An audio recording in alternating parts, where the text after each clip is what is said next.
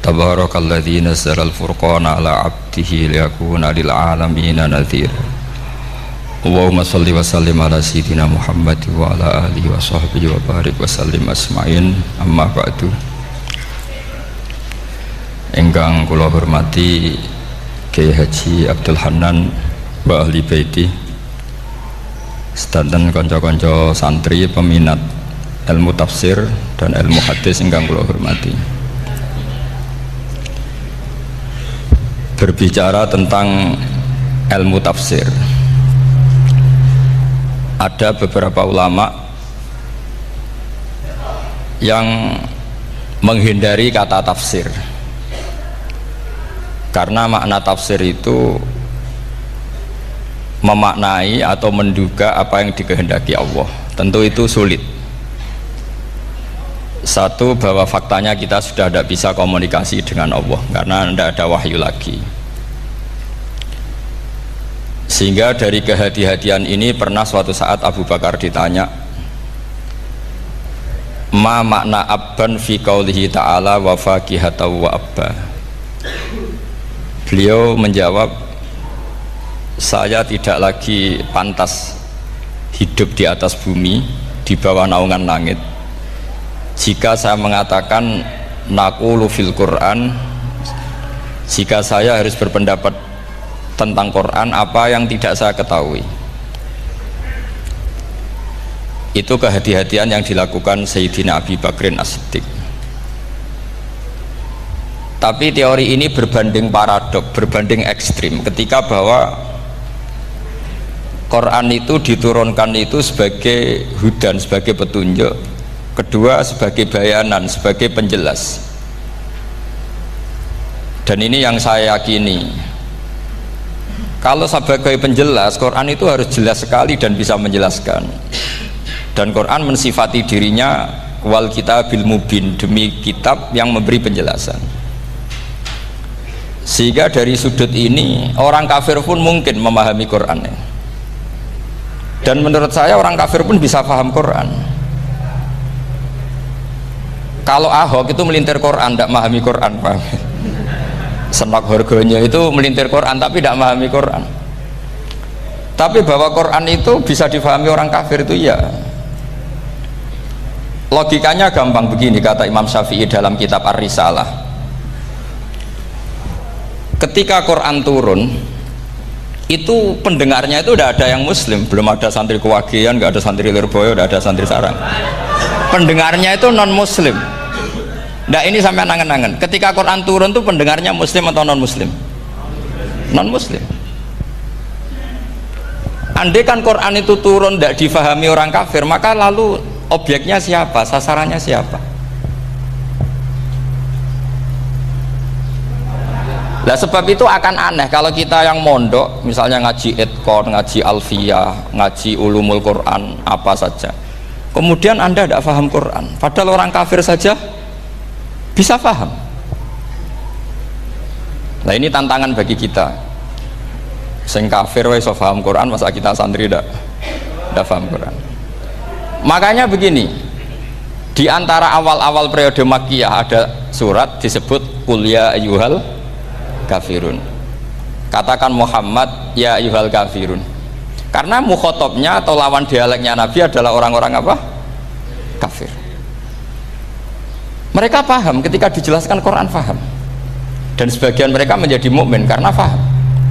Itu termasuk isi makalah yang saya utarakan di sini.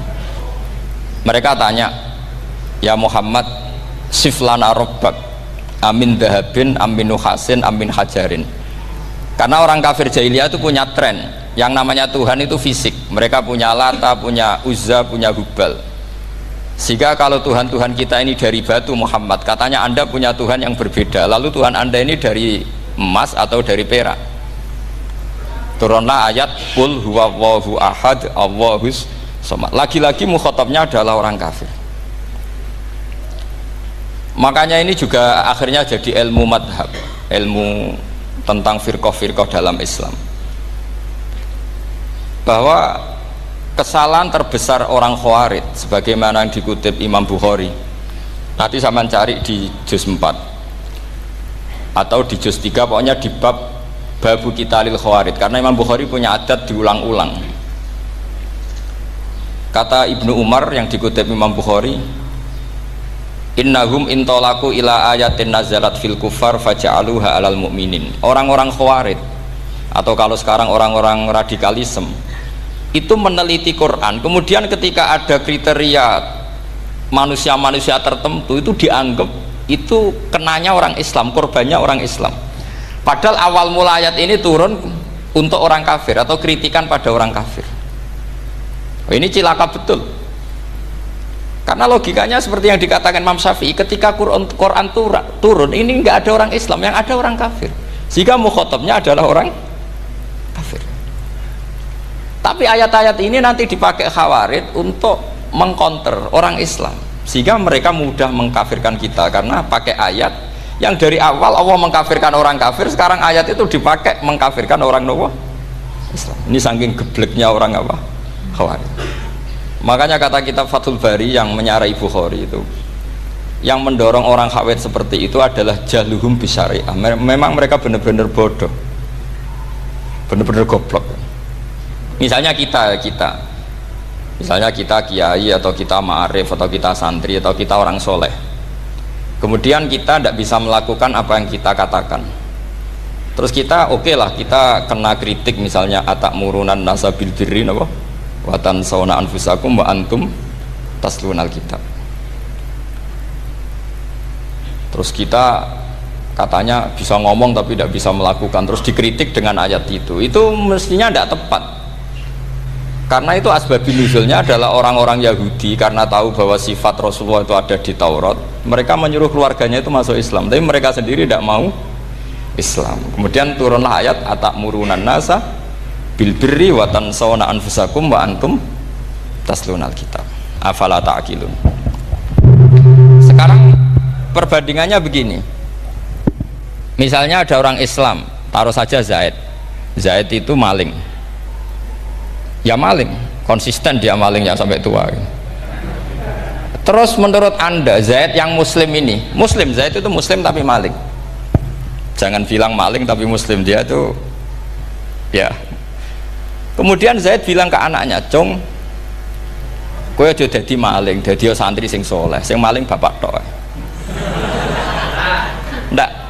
Ini menurut analisis usul fikih, ngomongnya Zaid itu benar apa salah? Benar kan? Nasihatnya ya benar, ngomongnya juga benar. Kamu tidak bisa ngeritik Zaid, kamu bisa ngomong tapi tidak bisa melakukan, tidak bisa. Fa innal amra bil ma'ruf wajib, wal qawla bil ma'ruf ya wajib, wal qawla bil haqqi ya wajib. Jadi itu hal yang berbeda. Misalnya fa innal amra bil ma'rufi wajibun, memerintahkan barang baik itu baik. Wa innal qawla bil haqqi ya wajib, mengatakan yang hak itu ya wajib. Berarti Zaid tetap kena khitab, kamu harus nasihati anak secara benar, kamu juga harus ngomong hukum secara benar. Lalu ketika Zaid ngomong hukum secara benar, cung ojo maling, maling ku dosa, cung ojo nerusno profesine bapak maling, maling itu tidak benar. Dia berarti sudah melakukan dua kebenaran, yaitu ngomongnya benar, nasihatnya benar. Dia salah, perilakunya tetap maling. Tapi jangan karena dia maling lalu omongannya nggak salah juga, berarti salahnya malah tiga. Makanya ini pentingnya ngaji sama ulama, sama ahli usul fikih. Jadi tidak bisa dicampur adukkan. Zaid gagal dalam perilaku, tapi jangan gagal lagi di nasihat. Nanti kalau dia tidak nasihati, maka anaknya terus maling, alasannya niru bapaknya. Karena bapaknya kalau mau nasihati nanti disemprit sama santri-santri, "Pak, sampean ra oleh nasihati anak ra usah maling, sampean dhewe maling." Oh, tidak bisa, cara usul fikih itu malah yudroku kulluh la yudroku napa kulluh, atau bahasa populernya al maisur la yasqutu bil ma'sur.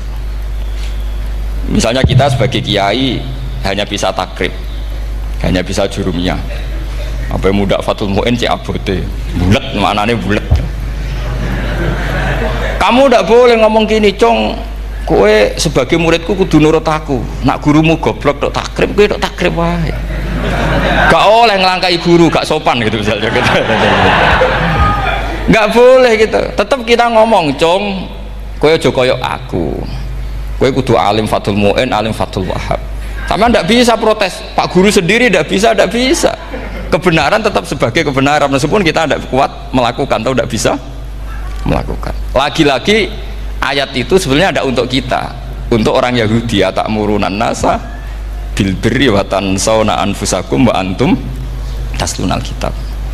Sebab itu istidlal dengan Quran itu memang resikonya tinggi kalau tidak bagi mutabakhir, karena ya itu tadi, ini harus ada pengetahuan yang luas tentang asbabun nuzul, tentang kriteria. Nah, kalau terpaksa, saya katakan terpaksa, kalau terpaksa kita itibar itu boleh, tapi itu terpaksa. Bahwa Allah mengkritik orang yang bisa ngomong tapi tidak bisa melakukan. Tapi itu secara usul fikih itu runyam. Teori ini runyam sekali, fatal. Sama lihat tuh di kitab Bajuri atau di kitab-kitab fikih yang lain. Ketika Shahibil Burdah atau Shahibil Bur'ah itu yang Imam Busiri itu, Muhammad bin Busiri itu. Niku salah nama tapi kadung populer. Jadi sebetulnya Imam Busiri itu Shahibil Bur'ah bukan Shahibil Burdah, tapi kadung terkenal Burdah, kita ikut-ikutan apa? Burdah. Imam Busiri itu ngeluh, saya ini orang yang banyak kesalahan. Di antara salah saya adalah saya bisa ngomong tapi tidak bisa melakukan. Yaitu saya ngomong misalnya orang supaya tahajud, saya tidak tahajud. Saya ngomong orang supaya sholat sunat, saya nggak pernah sholat sunat. Itu sarahnya itu yang menyarai itu kan Imam Bajuri itu yang sarah Burdah. Itu mengkritik begini. Kalau Anda ngendikan itu fi ma'radi dzammin nafsi, yaitu dalam konteks Anda mengkritik diri sendiri, oke. Tapi omongan Anda salah. Karena secara usul fikih fatal. Fatalnya begini. Misalnya saya nggak pernah tahajud, ya mungkin itu nyata, oke, mungkin itu nyata. Apakah kemudian saya tidak boleh mengatakan at-tahajjudu sunnatun? Apa saya diwajibkan diam hanya karena saya tidak pernah tahajud, terus saya seorang kiai yang haram mengatakan at-tahajjud sunnatun? Saya harus tetap mengatakan kalau tahajud itu sunnah. Saya kalau punya santri tetap saya bilang, "Cung, napas nganggur yo tahajud itu sunat." Karena mengatakan kebaikan pasti bagian dari kebaikan itu sendiri. Makanya kata Imam Bajuri, "Fakaifa yakunul amru bil ma'rufi mazmuman." Bagaimana mungkin sesuatu yang jelas baik karena memerintahkan kebaikan mazmuman menjadi sesuatu yang tercela hanya karena yang mengatakan tidak melakukan. Fa innal fi'la ya amrun wal hukmu ya amrun akhar. Itu beda. Jangan karena Anda tidak minum teh karena diabetes, terus Anda kalau ada tamu tidak disuguhi teh. Karena saya sendiri tidak minum teh. Wah ya repot kalau gitu. Nah itu lagi-lagi tadi orang Khawarij salah ketika mengartikan ayat yang harusnya objek kritiknya itu orang kafir, kemudian karena Quran lama sekali dibaca orang Islam sampai orang itu lupa kalau Quran awalnya turun diantaranya adalah membenahi akidahnya orang kafir, sehingga korbannya orang Islam. Itu mirip seperti cerita kita ya, santri-santri itu kalau punya musuh itu baca Hizib Nasor.